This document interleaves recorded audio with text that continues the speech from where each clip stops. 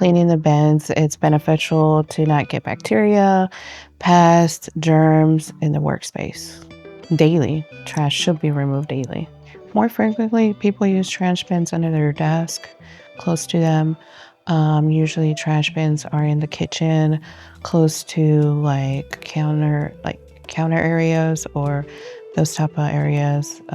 In the restroom, there's always significant area against the wall as well. Usually, it should be like in a corner, not in the middle of the area. Especially like in conference rooms, there should be trash bins with lids on them to avoid that odor because people discharge food or whatever. But they're usually in the corner of the office conferences and stuff like that.